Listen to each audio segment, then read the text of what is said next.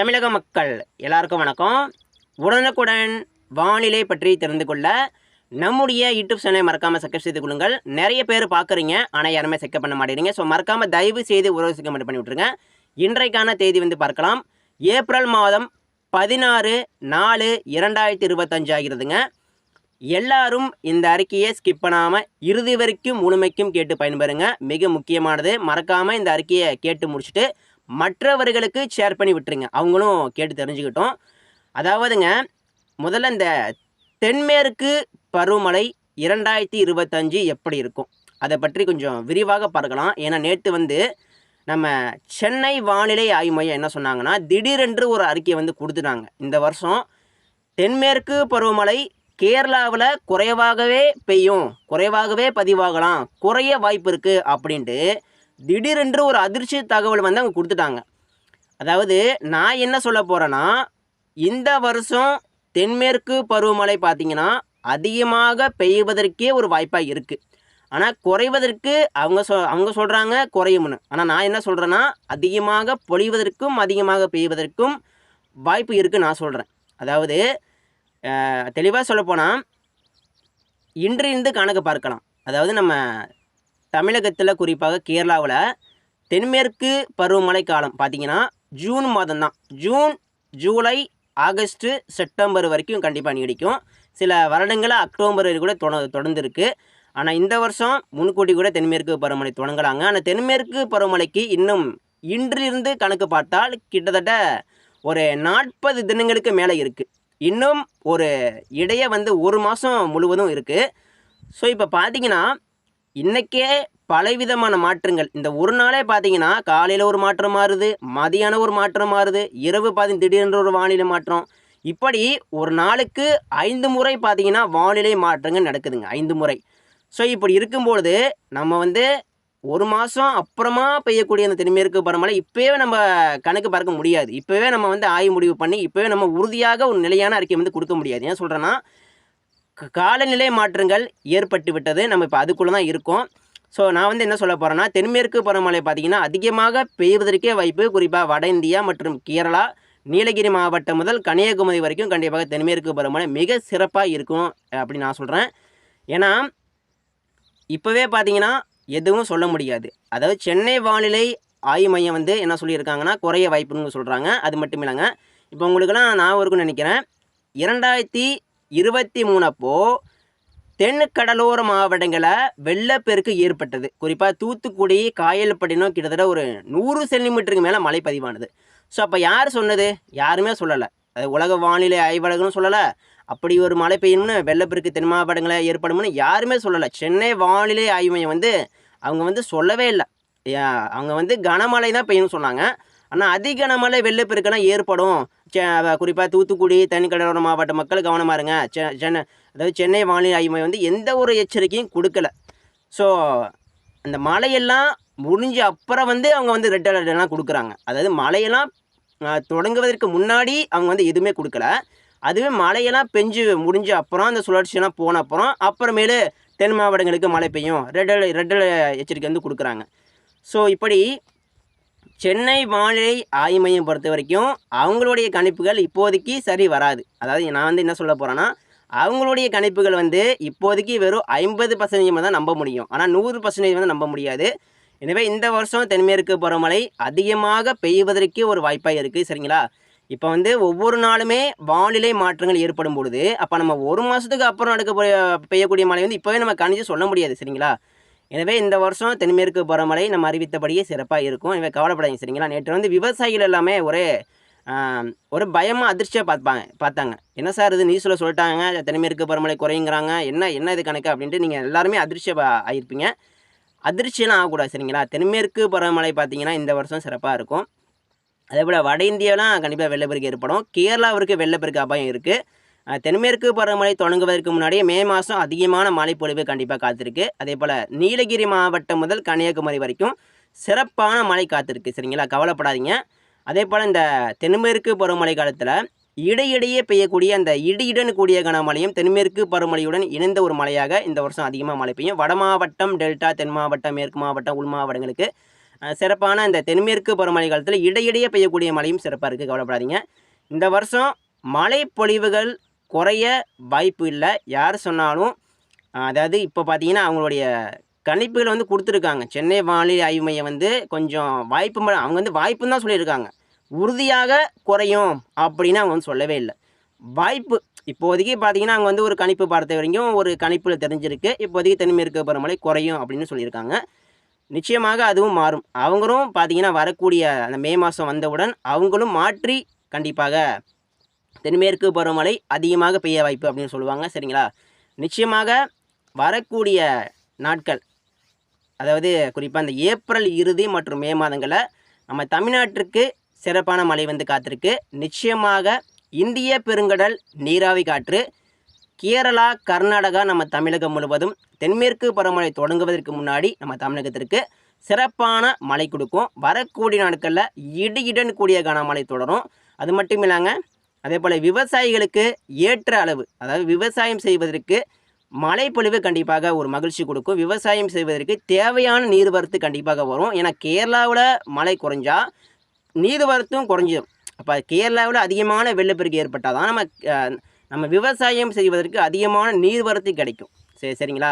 ஏன்னா நேற்று வந்து அந்த அறிக்கையை பார்க்கும் பொழுது திடீரென்று அவங்க சொன்ன அப்புறம் விவசாயிகளே பார்த்தீங்கன்னா மிகப்பெரிய ஒரு அதிர்ச்சி.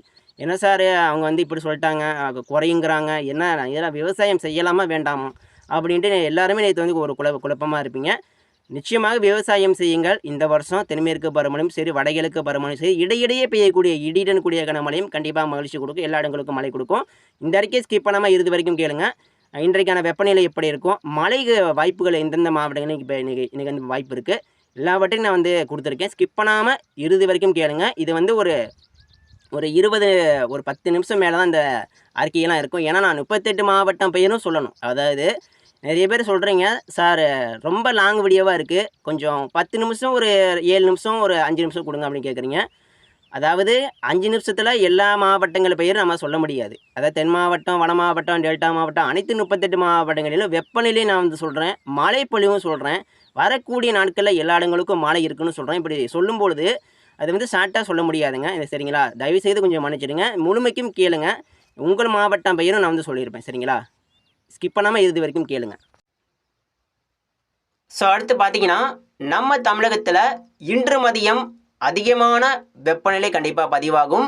எல்லா மாவட்ட மக்களும் தயவு செய்து மதிய நேரம் கொஞ்சம் கவனமாக இருங்க. குறிப்பாக வட மாவட்டம், தென் மாவட்டம், டெல்டா மாவட்டம், உள் மாவட்டங்கள் முழுவதும் அதிகபட்சமாக 40 டிகிரிக்கு மேலே வெப்பநிலை பதிவாகுவது உறுதி. எனவே தயவு செய்து விவசாயிகள் மற்றும் பொதுமக்கள் மதிய நேரம் கொஞ்சம் கவனமாக இருங்க. விவசாயிகள் மற்றும் பொதுமக்கள் எங்கு போனாலும் சரி, நீங்கள் வந்து கையில் வந்து தண்ணீர் பாட்டில் கொண்டு போங்க. சரிங்களா? எங்கு போனாலும் நீங்கள் வந்து கையில் தண்ணீர் பாட்டில் கொண்டு போங்க. நிச்சயமாக அதிகமான வெப்பநிலை காரணமாக தண்ணீர் தாகம் அதிகமாக எடுக்கும். நிச்சயமாக விவசாயிகள் வயலில் வந்து வேலை பார்க்கும் போதும் சரி, அதேபோல் பொதுமக்கள் வெளியே செல்லும் போதும் சரி, கவனமாக பாதுகாப்பாக நீங்கள் வந்து செல்லவும். மதிய நேரம் அதிகமான வெப்பநிலை பதிவாகலாம். பல்வேறு மாவட்டங்களில் பல்வேறு இடங்களில் கூட அதிகமான அனல் காற்று, வெப்ப காற்று கூட இன்று முதல் வரக்கூடிய நாட்களை வீசலாங்க. எனவே நிச்சயமாக எல்லாருமே கவனமாக இருங்க. இன்று முதல் அடுத்தடுத்து வரக்கூடிய நாட்களில் நம்ம தமிழகம் முழுவதும் அதிகமான வெப்பநிலை கண்டிப்பாக உயரும்.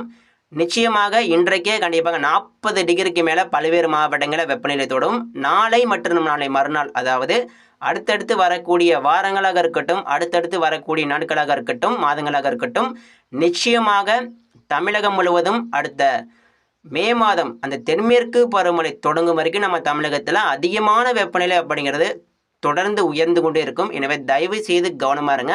ஸோ அடுத்து நம்ம மழைப்பொழிவு பார்க்கலாம். ஸோ மழைப்பொழிவு பார்ப்பதற்கு முன்னாடி இது வரைக்கும் நம்ம சேனல் சப்ஸ்கிரைப் பண்ணாமல் பார்த்தீங்கன்னா தயவு செய்து ஒரு சப்ஸ்கிரைப் பண்ணி அப்படியே லைக் பண்ணிட்டு பாருங்கள். ஏன்னா நிறைய பேர் பார்க்குறீங்க ஆனால் சப்ஸ்கிரைப் பண்ண மாட்டேறீங்க. ஸோ தயவு செய்து ஒரு சப்ஸ்கிரைப் பண்ணி விட்டுருங்க. ஸோ அடுத்து நம்ம பார்க்க போகிறது மழைப்பொழிவு. இப்போ பார்த்தீங்கன்னா நம்ம தமிழகத்தில் கடுமையான வெப்பநிலை உயருது. அதாவது தினமும் பார்த்தீங்கன்னா அதிகமான வெப்பநிலை தான், ஆனால் இந்த வெப்பநிலைக்கு ஏற்ற மழை இல்லை. ஸோ இது வந்து ஒரு கஷ்டமாக இருக்குது. அதாவதுங்க தமிழகம் முழுவதும் மழை பெய்யணும், உங்கள் மாவட்டங்கள் முழுவதும் மழை பெய்யணும்னா ஒன்று மழை தரக்கூடிய ஏதாவது ஒரு சிஸ்டம், அதாவது காற்று சுழற்சியோ வளிமண்டல சுழற்சியோ அல்லது காற்றழுத்த தாழ்வு பகுதி, இதில் ஏதாவது ஒன்றாவது இருக்கணும். அப்படி இல்லைன்னா நீராவி காற்று, அதாவது மழை தரக்கூடிய அதிகமான மழை தரக்கூடிய இந்திய பெருங்கடல் நீராவி காற்று வரணும். ஸோ இப்போ இரண்டில் ஏதாவது ஒன்று நம்ம பக்கத்தில் இருந்தால் தான் நம்ம தமிழகத்திற்கு சிறப்பான மழை கொடுக்கும். இப்போ வந்து பார்த்தீங்கன்னா ரெண்டுமே இல்லைங்க. அதாவது மழை தரக்கூடிய சிஸ்டமும் இல்லை, இன்னொன்று பார்த்தீங்கன்னா அதிகமான மழை தரக்கூடிய அந்த இந்திய பெருங்கடல் நீராவி காற்றும் வரவில்லை. ஸோ இப்போ இரண்டுமே இல்லை. ஸோ இதனால் நம்ம தமிழகத்திற்கு தற்பொழுது மழை வந்து கொஞ்சம் கேள்விக்குறியாக இருக்குது. ஆனால் பரவலான மழை அப்படிங்கிறதுக்கு மிகப்பெரிய ஒரு கேள்விக்குறி தான். ஆனால் சில இடங்களில் கண்டிப்பாக மழை உறுதிங்க. ஆனால் கண்டிப்பாக சில இடங்களில் மட்டும் மழையை வந்து எதிர்பாருங்க. கண்டிப்பாக சில இடங்கள், ஒரு சில இடங்கள் கண்டிப்பாக மழை பெய்யும். ஸோ இப்போ வாங்க நம்ம தமிழகத்தில் இன்று எந்தெந்த மாவட்டங்களுக்கு மழை பெய்யும், நேற்று நம்ம தமிழகத்தில் எந்தெந்த இடங்களில் மழை பெஞ்சிருக்கு வாங்க பார்க்கலாம். நேற்று பார்த்தீங்கன்னா நம்ம தமிழகத்தில் குறிப்பாக மழை அறிவித்தபடி பெஞ்சிருக்கு. குறிப்பாக ராஜபாளையம் மேற்கு பகுதி, அதாவது கடைநல்லூர், குறிப்பாக ராஜபாளையம் மேற்கு பகுதியில் பார்த்தீங்கன்னா வலுவான மழை மேக உருவானது. நேற்று இரவு சுமார் ஒரு 7 மணிக்கு மேலே தாமதமாக மழை தொடங்கியது. இருந்தாலும் இந்த அறிவித்த இடங்களை மழை பெஞ்சிருக்கு. குறிப்பாக இந்த ராஜபாளையம் மற்றும் தேனி மாவட்டம் மேற்கே மழைப்பொழிவு. ஆனால் கண்டிப்பாக இந்த ராஜபாளையம் கூட மழை பெஞ்சிருக்குன்னா, ராஜபாளையத்துக்கு மேற்கே பார்த்தீங்கன்னா ராஜபாளையம் விட்டு நீங்கள் கொஞ்சம் மேற்கு நோக்கி போனீங்கன்னா அதிகமான மழை வந்து வெளுத்து வாங்கியது. அதே போல் மதுரை மாவட்டம் கிழக்கு பகுதி, குறிப்பாக சிவகங்கையில் கூட மழைங்க. சிவகங்கை மானாமதுரைக்கும் சிவகங்கைக்கு இடைப்பட்ட பதில் மலை மேகம் உருவானது. நேற்று மாலை சிவகங்கை மற்றும் மானாமதுரையில் கூட மழை பெஞ்சிருக்கு. அந்த மலை மேகம் மதுரை மாவட்டம் நெருங்கியது. ஆனால் வந்து மதுரைக்கு மழை கொடுக்கல, கொஞ்சம் ஒதுக்கியிருக்கு. இருந்தாலும் கவலைப்படக்கூடாது. வரக்கூடிய நாட்களில் கண்டிப்பாக இன்று முதல் வரும் நாட்களில் சிறப்பான மழை உண்டு தென் மாவட்டங்களுக்கு. அதே போல் இன்று அதிகாலையில் கூட சேலம் மாவட்டம் மேற்கு மேட்டூர் பார்த்தீங்கன்னா மேட்டூர் அணையில் பார்த்தீங்கன்னா கனமழை பதிவானது. கிருஷ்ணகிரி தருமபுரி கூட இன்று அதிகாலையில் பார்த்தீங்கன்னா கனமழை பதிவாக இருக்கிறது. சில இடங்களில் மட்டும் மழை கொடுத்தது. நேற்று தெற்கு ஆந்திராவில் உருவான மழை வந்து அது அப்படியே திருப்பதி கடந்து நேற்று நள்ளிரவு நேரத்தில் அது அப்படியே சித்தூர், வேலூர், ஆம்பூர் வந்து பிறகு அது கிருஷ்ணகிரி தருமபுரி நோக்கி நகர்ந்து சில இடங்களில் மட்டும் ஒதுக்கி மழை கொடுத்து இறுதியாக சேலம் மாவட்டங்கள் வரைக்கும் வந்து அது அப்படியே மழை வந்து முடிவடைந்தது. இது வந்து நேற்று அறிவித்தபடியே சில இடங்களில் மழை பெஞ்சிருக்கு. ஆனால் இன்றைக்கி பார்க்கலாம். இன்றைக்கி வந்து மழை வந்து பெய்யக்கூடிய மாவட்டங்கள் எடுத்துக்கிட்டிங்கன்னா டெல்டாவில் மழை மேகம் உருவாகும். கண்டிப்பாக டெல்டாவில் சில இடங்கள், அதிகபட்சம் ஒரு சில இடங்களில் கூட மழை பெய்யலாங்க. டெல்டா மாவட்டங்களுக்கு இந்த கும்பகோணம், மன்னார்குடி, தஞ்சாவூர், அப்புறம் இந்த புதுக்கோட்டை, கும்பகோணம், சீர்காழி, நெய்வேலி இங்கெல்லாம் மழை மேகங்களை வேணால் உருவாகலாம். ஆனால் மழைக்கு கொஞ்சம் வாய்ப்பு கம்மி தான், மழை வாய்ப்பு குறைவு தான். இருந்தாலும் மழை மேகம் உருவாகலாம். அதிகமான வெப்பநிலை என்ன பண்ணும்னா அதிகமான மழை மேகத்தை குளிர்விக்கும். அதை குளிர்வித்து மழையாக மாற்றுவதற்கு இந்த நீராவி காற்று வராது. ஸோ இதனால் கொஞ்சம் மழை மேகம் வேணால் கொஞ்சம் உருவாகலாம். ஒரு சில இடங்களில் வேணால் மழை வந்து கொஞ்சம் மிதமான மழையோ சற்று கனமழையோ பெய்வதற்கு ஒரு வாய்ப்பாக இருக்குது. இருந்தாலும் ஒரு வாய்ப்பு தான். டெல்டாவிற்கு நீங்கள் வந்து ஒரு சில இடங்கள் அதிகபட்சம் கனமழை பெய்ய ஒரு வாய்ப்பாக இருக்குது. ஸோ அடுத்து இந்த தாம்பரம், சென்னை, பழவேற்காடு இங்கெல்லாம் கொஞ்சம் மழைக்கு குறைவான ஒரு வாய்ப்பு தான். இருந்தாலும் கொஞ்சம் மழைக்கு வாய்ப்பு இருக்குது. அதே போல் அரக்கோணம், காஞ்சிபுரம், இந்த திருவள்ளூர், ராணிப்பேட்டைங்கெல்லாம் அதிக வாய்ப்பு. அரக்கோணம், காஞ்சிபுரம், செங்கல்பட்டு, வந்தவாசி, ஆரணி, குறிப்பாக இந்த திருப்பத்தூர் மாவட்டம், ஆம்பூர், அதே போல் ஜோலார்பேட்டை, திருவண்ணாமலை மாவட்டம், குறிப்பாக இந்த வட உள் மாவட்டங்களை எடுத்துக்கிட்டிங்கன்னா இன்றைக்கி வந்து இடியுடன் கூடிய கனமழைக்கு அதிகமான வாய்ப்பு இருக்குது. அதிக வாய்ப்பு தான். சித்தூர், குடியாத்தம், ஆம்பூர், ஜோலார்பேட்டை, அதே போல் திருவண்ணாமலை, போலூர், ஆரணி, செஞ்சி, வந்தவாசி, திண்டிவனம், விழுப்புரம், காஞ்சிபுரம், வட உள் மாவட்டங்களில் மட்டும் இன்றைக்கி வந்து அதிகமான வாய்ப்பு இருக்குது. குறிப்பாக இந்த திருப்பதி, தெற்கு ஆந்திராவுடைய இந்த திருப்பதிக்கெல்லாம் கனமழை கண்டிப்பாக பெய்யும். இன்று வந்து தெற்கு ஆந்திராவில் நேற்று எப்படி தெற்கு ஆந்திராவில் உருவான மழை வந்து அது அப்படியே சேலம் மாவட்டம் வரைக்கும் வந்ததோ இன்றைக்கு ஓங்கோடு, ஹைதராபாத் உருவானக்கூடிய மழை வந்து அது அப்படியே தெற்கு நோக்கி வந்து நெல்லூர் கடந்து திருப்பதி நோக்கி வரலாம். திருப்பதியும் தாண்டி விட்டது, திருப்பதி கடந்து விட்டதென்றால் நிச்சயமாக அது வட உள் மாவட்ட நோக்கி தான் கண்டிப்பாக வரும். அது திருப்பதி தாண்டிருச்சு அப்படின்னா அது கண்டிப்பாக சித்தூர் தான். நிச்சயமாக வட உள் மாவட்டங்களுக்கு இன்றைக்கு வந்து சில இடங்களில் கண்டிப்பாக மழை உறுதியாக தெரிகிறது. எனவே வட உள் மாவட்ட மக்கள் எதற்கும் கவனமாக இருங்க தயவு செய்து. அதே போல் சேலம், கிருஷ்ணகிரி, தருமபுரி ஒரு சில இடங்களில் மட்டும் மழை பதிவாகலாங்க வாய்ப்பு இருக்குது. ஈரோடு மாவட்டம் நேற்று எதிர்பார்த்தோம், அந்த அளவுக்கு மழையில். இன்றைக்கு வந்து ஈரோடு மாவட்டம் சில இடங்களில் கண்டிப்பாக மழை பெய்யும் போல தெரிகிறது. நீலகிரி மாவட்டம் கோயம்புத்தூர் கூட வாய்ப்பு இருக்குது மழைக்கு. அதே போல் பொள்ளாச்சி, போடிநாயக்கனூர், தேனி மாவட்டம் இங்கெல்லாம் மழைக்கு வாய்ப்பு இருக்குது. திண்டுக்கல், மதுரை, அதே போல் மதுரை மாவட்டம் கூட இன்றைக்கி வந்து மழை வரலாங்க, வாய்ப்பு அதிகமாக இருக்குது.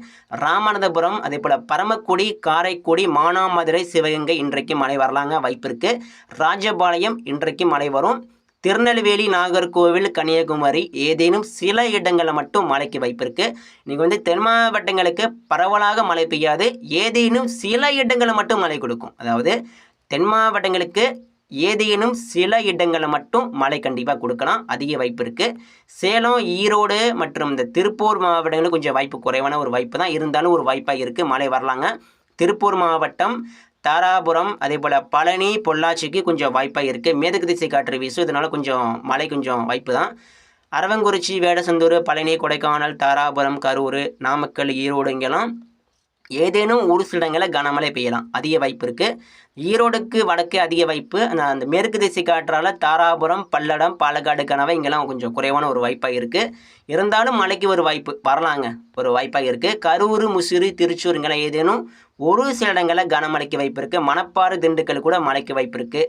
நாமக்கல், ராசிபுரம், அதே போல் சேலம் மாவட்டம் ராசிபுரம், அதே போல் நாமக்கல், ஆத்தூர், சின்ன சேலம், திருக்கோவிலூர் இங்கேயும் கனமழைக்கு வாய்ப்பு இருக்குது. திருவண்ணாமலை மற்றும் அரூர், ஜோலார்பேட்டை, ஆம்பூர், வட உள் மாவட்டங்களுக்கு சில இடங்களில் கண்டிப்பாக மழை உறுதி. கிருஷ்ணகிரி, தருமபுரி கூட மழைக்கு வாய்ப்பு. ஸோ இன்றைக்கி வந்து மழைக்கான வாய்ப்புள்ள மாவட்டம் எல்லாமே சொல்லியாச்சு. இன்றைக்கி வந்து மழை குறைவான வாய்ப்பு அப்படின்னா தென் கடலோர மாவட்டங்களுக்கு மழைக்கு வாய்ப்பு குறைவு. அதே போல் முத்துப்பேட்டை, நாகப்பட்டினம், தெற்கு டெல்டாவில் கண்டிப்பாக மழைக்கு வாய்ப்பு இல்லை. மழை மேகம் வேணால் உருவாகலாம், அது வந்து மழை கொடுக்கலாம், ஒரு வாய்ப்பாக இருக்குது. சென்னை முதல் வேதாரண்ய வரைக்கும் அனைத்து கடலோரங்கள் கொஞ்சம் வாய்ப்பு கம்மி தான். அதாவது புதுச்சேரி, நெய்வேலி, மயிலாடுதுறைங்கெல்லாம் குறைவான ஒரு வாய்ப்பாக இருக்குது. ஆனால் வரும் நாட்களில் பார்த்தீங்கன்னா மிக சிறப்பான மழை கண்டிப்பாக எதிர்பார்க்கலாம். வட மாவட்டம், டெல்டா மாவட்டம், தென் மாவட்டம், மேற்கு மாவட்டங்கள், உள் மாவட்டங்கள் முழுவதும் அடுத்தடுத்து வரக்கூடிய நாட்களில் சிறப்பான மழை வந்து கண்டிப்பாக எதிர்பார்க்கலாங்க. அடுத்தடுத்து அறிக்கையில் தவறாமல் பெற நம்ம யூடியூப் சேனல் சிக்க பண்ணுறோம். நன்றிங்க.